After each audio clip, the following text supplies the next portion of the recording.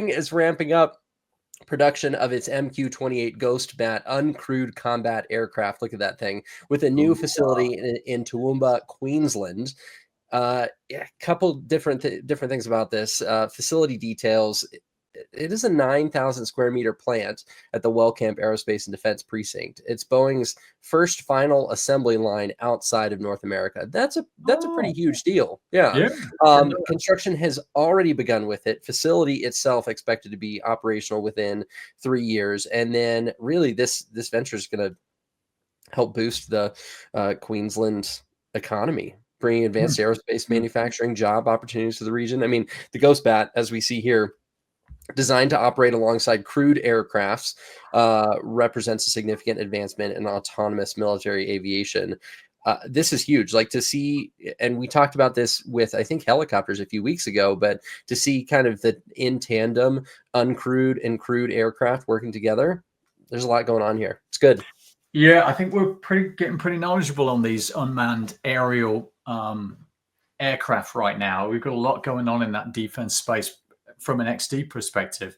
But the biggest challenge is going to be scaling production capabilities, delivering the quality, meeting the deadlines. Ghost Bat is as cool as they come. It definitely looks that. But that new facility is going to mean ramp up challenges. It's going to ensure supply chain continuity to make sure you can fine tune those production workflows. So without that scalable process, this kind of on track status could really derail quickly. So they're going to have to nail that scalability in there. I mean, scalability and being on track is certainly a good sign. But what I want to focus on is we've got a new facility for final assembly and a large new facility for final assembly being made here. This means we get a look at the area of the actual design of the plant, plan for manufacturing in this design. We know what's going to be built here.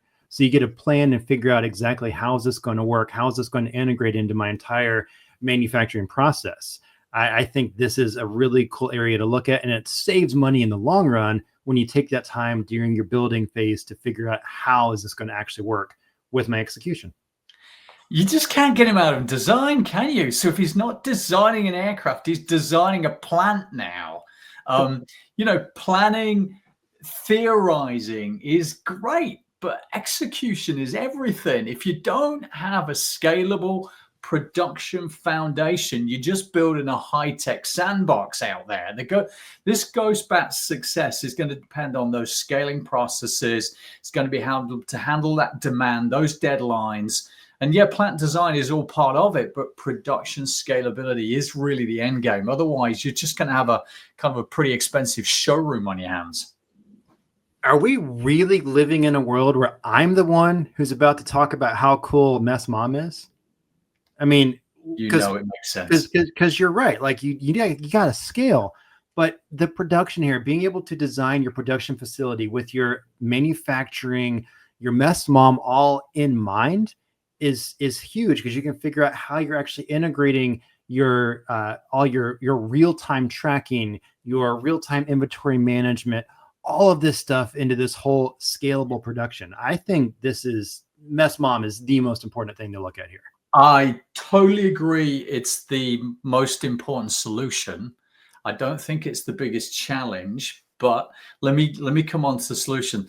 I think I'm going to pull in your challenge here, which is getting that kind of digital twin of your production processes. So you simulate, you optimize that scale up scenario. So I think that's number one solution.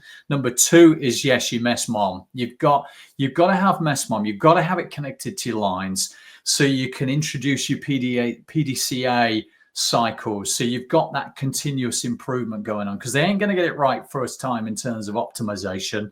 That PDCA cycle stuff is going to help get them there. That's going to then loop into your Mess Mom framework so that you're optimizing your workflows, minimizing waste, getting it kind of right first time, all of these good things. And then leverage your Mess Mom also for preventative maintenance. So you've got your AI coming in on preventative maintenance to make sure your downtime's minimized. Get all those things together.